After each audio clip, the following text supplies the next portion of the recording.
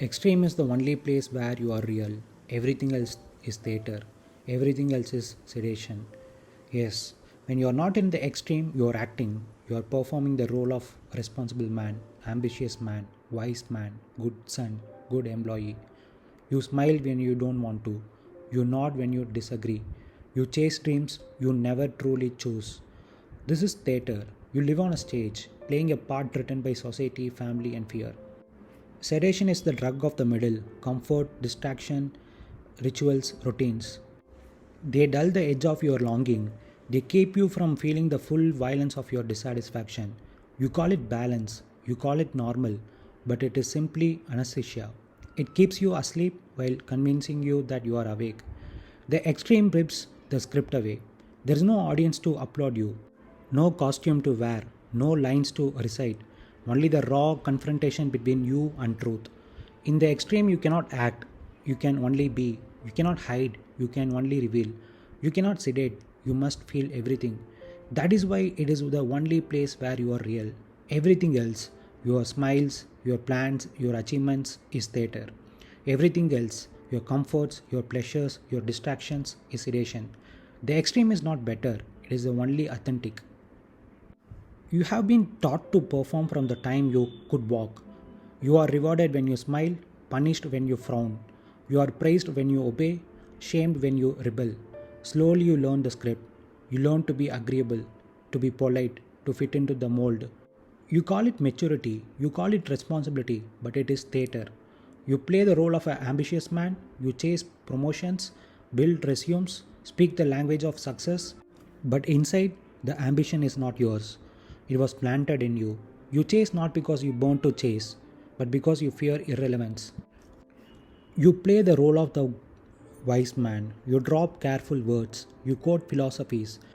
You nod as if you have understood life, but inside, you are terrified of being exposed as ignorant. You play the role of the good son, the good employee. You nod when you want to shout. You obey when you want to resist. You smile when you want to cry. All of it is theater. You are an actor on a stage called society, reading from a script you did not write. You move through scenes uploaded by others who are also acting. The tragedy is not that you act, the tragedy is that you forget you are acting. You begin to mistake the role for your own face. You convince yourself you are the good son, the wise man, the ambitious man. You lose sight of the naked, trembling being underneath. That is why life in the middle is death, because you are embalmed in roles. You are a puppet mouthing lines, not a man alive. You want to know what is special about the extreme? The extreme is not special. The extreme is real. Everything else is counterfeit. Everything else is compromise, bargain, domestication. The middle is the symmetry of mankind. It is where men go to sleep and convince themselves they are alive. The extreme is not Elon Musk. The extreme is not picture of a man on a rocket or a stage.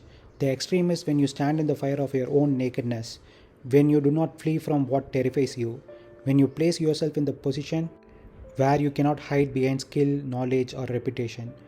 The extreme is the place where all of your ornaments are ripped away, and in that nakedness, you are either incinerated or you are reborn.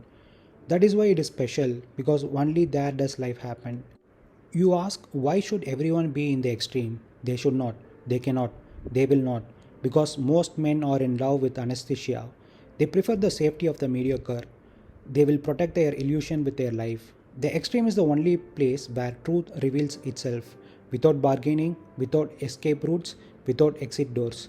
What is extreme? It is whatever burns you, not someone else, not Elon Musk, not a picture of heroism. The extreme is the very thing you cannot bear to face, and yet you walk into it.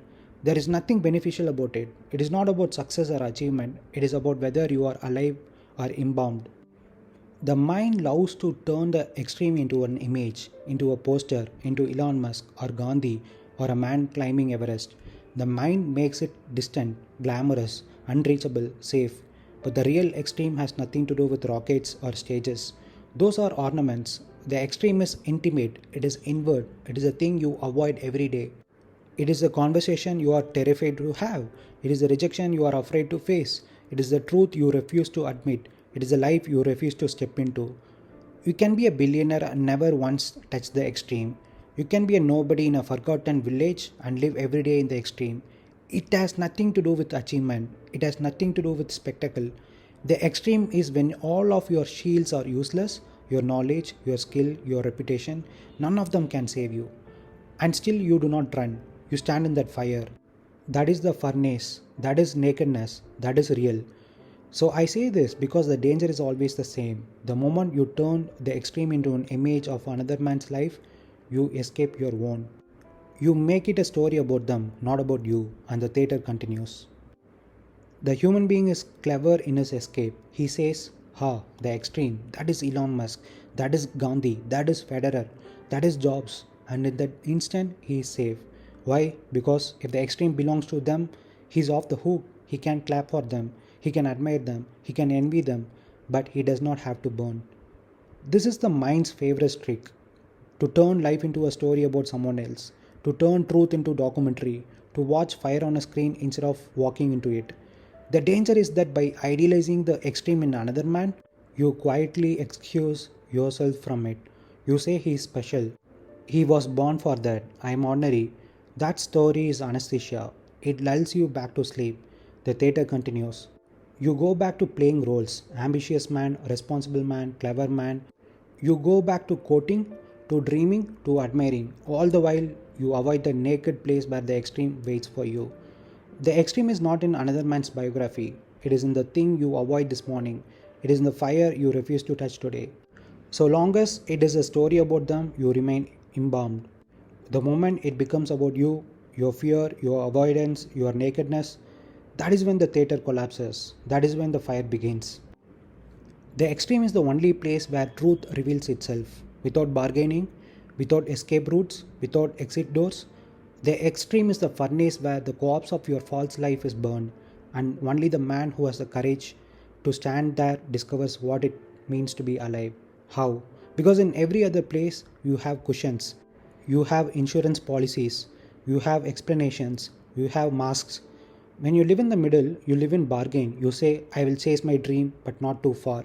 I will love but not risk heartbreak. I will speak the truth but only when it doesn't cost me. This bargain allows you to remain comfortable, and comfort embalms you. The extreme strips you, it leaves no room for calculation, no plan B, no exit door. That is why truth appears there, because there is nothing left to cover it with. Think of the furnace. When does it burn the corpse of false life?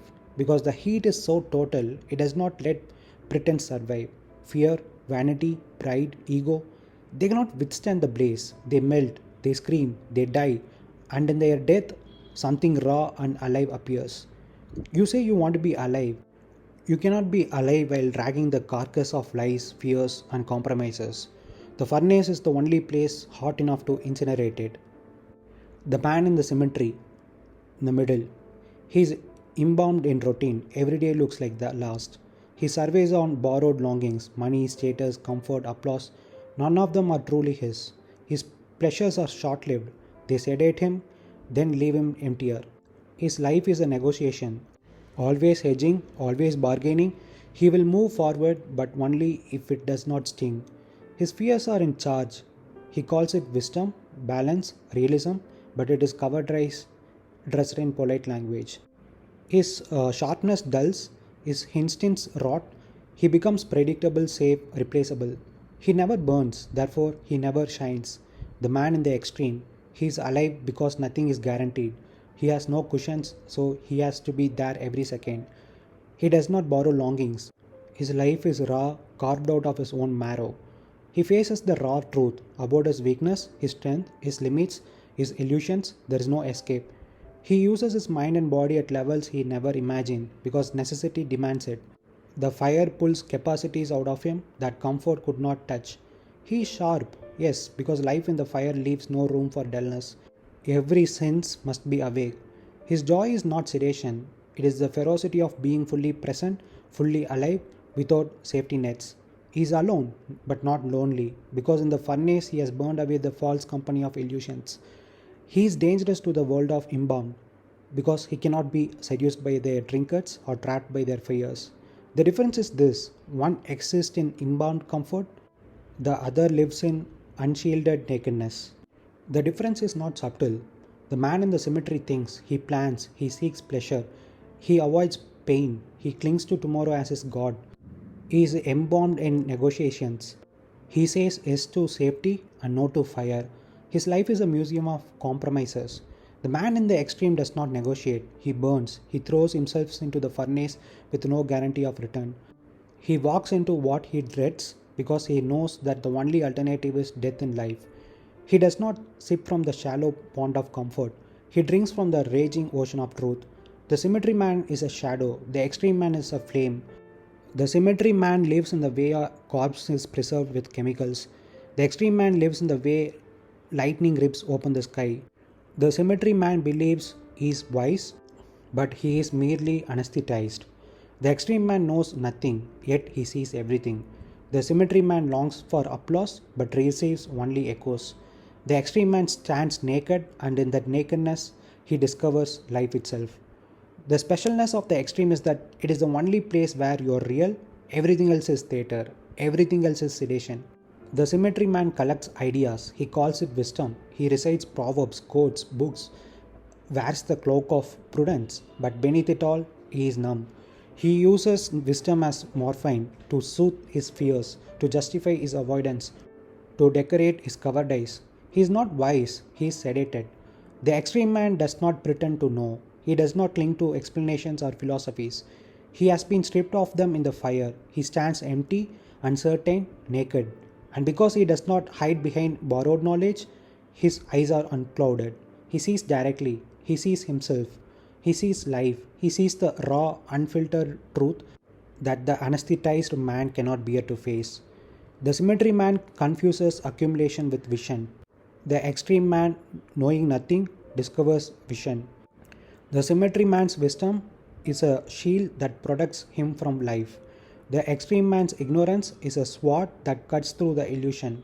One is cushioned blindness, the other is dangerous clarity. The extreme man stands naked, and in that nakedness, he discovers life itself. When I say naked, I do not mean without clothes, I mean without defenses. The ordinary man covers himself with roles, with titles, with plans, with stories. He says, I am this, I have done that, I will become this. These are garments. They protect him from the sting of his own emptiness. They shield him from fear, from judgment, from failure. The extreme man has no such protection. He has walked into what terrifies him. He cannot hide behind identity, reputation, or excuses. His fears are exposed. His inadequacies are visible. He stands without masks, without safety nets, without bargaining chips. That is nakedness. And in that nakedness, he touches life because life does not exist in masks. Life does not exist in titles. Life does not exist in negotiations. Life only exists when nothing is left to shield you. When you have no place to hide, no armor to polish, no script to follow. In that raw exposure, there is sharpness, an aliveness, a pulse that cannot be found anywhere else. The naked man discovers life itself because only the naked can feel the wind on their skin. The armored man feels nothing but the weight of his own shield.